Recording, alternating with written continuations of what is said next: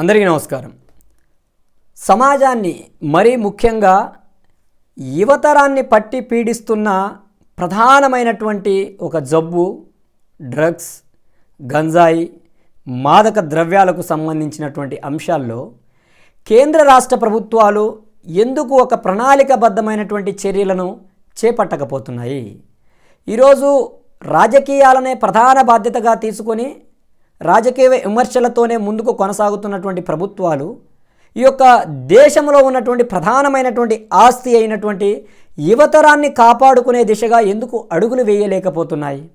ఈ యొక్క మాదక ద్రవ్యాల వ్యాపారాలను ఎవరు సాగిస్తున్నారు? వీరికి రాజకీయ అండదండలు లేకుండానే ఈ యొక్క మాదక ద్రవ్యాల వ్యాపారం కొనసాగుతుందా అనేటువంటి అంశాల గురించి మాట్లాడుకుంటే, ఏదైతే 2019 నుంచి 2024 వరకు ఫర్ ఎగ్జాంపుల్ ఆంధ్రప్రదేశ్ రాష్ట్రానికి సంబంధించినటువంటి గత ప్రభుత్వంలో అనేక మంది ప్రభుత్వ పెద్దలే ఈ యొక్క గంజాయి వ్యాపారాన్ని ప్రోత్సహించడం కావచ్చు, ఈ గంజాయి వ్యాపారాన్ని ఆసరాగా చేసుకుని కోటాను కోట్ల రూపాయలను దండుకున్నటువంటి పరిస్థితులు, మలేసియా నుంచి ఇతర దేశాల నుంచి కొకైన్, హెరాయిన్ లాంటి అనేక కోట్ల రూపాయలకు చెందినటువంటి మాదక ద్రవ్యాలను దిగుమతి చేసుకుని యువతరాన్ని నాశనం చేస్తున్నటువంటి పరిస్థితులు ఈరోజు ఒక ఆంధ్రప్రదేశ్ రాష్ట్రంలోనే కాదు, దేశవ్యాప్తంగా అనేక రాష్ట్రాల్లో ఈ పరిస్థితులు దాపరించాయి.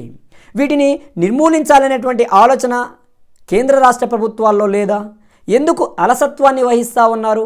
ఈరోజు దేశపు స్థితిగతులను మార్పు తీసుకొచ్చే దిశగా, దేశపు ఆర్థిక ప్రగతిని ఆధారపడే విధంగా ఆర్థిక ప్రగతికి తోడ్పవలసినటువంటి యువత, ఈ భారతాన్ని నవభారతంగా నిర్మించవలసినటువంటి యువత తప్పుడు మార్గంలో పయనిస్తూ ఈ యొక్క మాదక ద్రవ్యాలకు బానిసయి ఈ యొక్క కుటుంబ సభ్యులను కంటతడి పెట్టిస్తూ, కుటుంబాలను హింసిస్తూ, వేధిస్తూ, వారిని వారే చంపుకునే దిశగా, వారిని వారే నాశనం చేసుకునే దిశగా వెళ్తూ ఈరోజు దేశపు అస్తిత్వానికే ప్రమాదం ఏర్పడే దిశగా ఈరోజు దేశపు యువతరం ముందుకు వెళ్తూ ఉంటే, వారి యొక్క ఆలోచనలో, వారి యొక్క తీరులో మార్పులు తీసుకొచ్చే విధంగా ఈ యొక్క విద్యా విధానంలో ఒక నూతన మార్పులను ఎందుకు చేయకూడదు?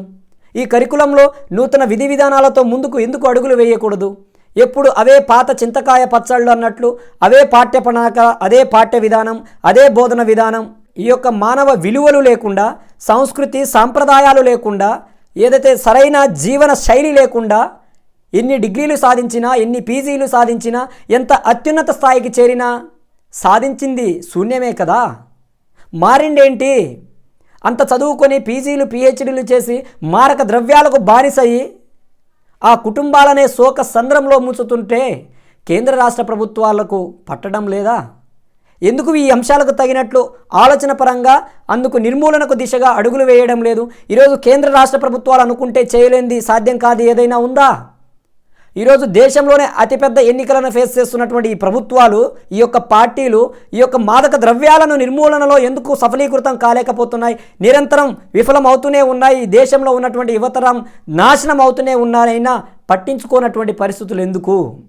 ఈ యొక్క కొకైన్, హెరాయిన్, ఈ యొక్క మాదక ద్రవ్యాల వ్యాపారాలు చేసేటువంటి వ్యక్తుల మీద ఎందుకు కఠినంగా వ్యవహరించలేకపోతా ఉంది? ఈ యొక్క కేసులతో, వారి మీద ట్రయల్స్తోనే వారి యొక్క జీవితం ముగుస్తుంది, కానీ వారికి సరైన శిక్ష పడనటువంటి పరిస్థితి. ఎందుకు వీటిని ప్రోత్సహిస్తున్నాం? ఎందుకు ఈ దేశపు అభివృద్ధిని అడ్డుకట్ట వేస్తున్నాం? అభివృద్ధి అభివృద్ధి అభివృద్ధి అంటున్నాం. ఏది అభివృద్ధి? ఏది అసలైన అభివృద్ధి?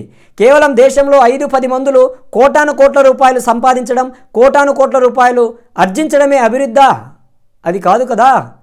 ఈ దేశంలో, ఈ రాష్ట్రంలో ఉన్నటువంటి 140 కోట్ల మంది ప్రజల యొక్క ఆర్థిక స్థితిగతులను మార్పులను తీసుకొచ్చి ఈ దేశంలో ఉన్నటువంటి అసమానతలను రూపుమాపి ఈ దేశం యొక్క ఆర్థిక స్థితిగతులు అభివృద్ధి వైపుగా, ప్రతి పేదవాడు ఆకలితో మరణించకుండా, వారి జీవన ప్రమాణాలకు తగిన విధంగా కనీసం కూడు గూడు నీడ లేకుండా జన్మించారు, జీవించారు, మరణిస్తున్నారనే విధంగానే వారి యొక్క జీవితం ముందుకు వెళ్తుంది. కానీ ఈ యొక్క మార్పులకు శ్రీకారం చుట్టకుండా కేవలం అద్దాల మేడలను కట్టుకుంటూ కొందరు వ్యక్తులకు ఆర్థికపరమైనటువంటి ధనాన్ని ఆర్జిస్తూ, కూడబెడుతూ వారికి అన్ని విధాలుగా సహకారం చేయడమేనా ఈ దేశపు అభివృద్ధి?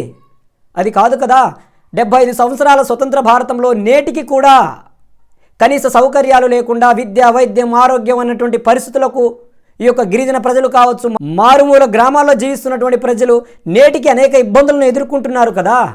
వాటిని రూపుమాపే దిశగా, వాటిని అడ్డుకట్ట వేసే దిశగా ఎందుకు కేంద్ర రాష్ట్ర ప్రభుత్వాలు ఆలోచించలేకపోతున్నాయి? ఈ యొక్క మాదక ద్రవ్యాలు ఈ దేశానికి పట్టిన ప్రధానమైనటువంటి శత్రువు.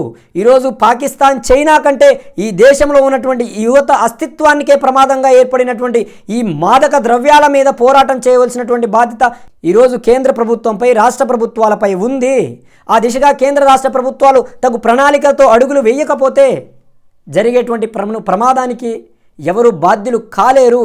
కాబట్టి ఆ దిశగా కేంద్ర రాష్ట్ర ప్రభుత్వాలు ఆలోచించి ఈ మాదక ద్రవ్యాల మీద ఉక్కు పాదాన్ని మోపి ఈ దేశపు యువతరాన్ని మాదక ద్రవ్యాల శని నుంచి, ఈ మాదక ద్రవ్యాల ప్రమాదం నుంచి రక్షించవలసినటువంటి బాధ్యత, ఈ దేశపు అస్తిత్వాన్ని కాపాడుకోవాల్సినటువంటి బాధ్యత కూడా ఉంది. కాబట్టి ఆ దిశగా రాబోయేటువంటి రోజుల్లో నూతన ప్రణాళికలతో, నూతన విధి విధానాలతో మాదక ద్రవ్యాలను సంపూర్ణంగా నిర్మూలించే దిశగా అడుగులు వేస్తాయని ఆశిద్దాం. జై భీమ్, జై భారత్, జై హింద్.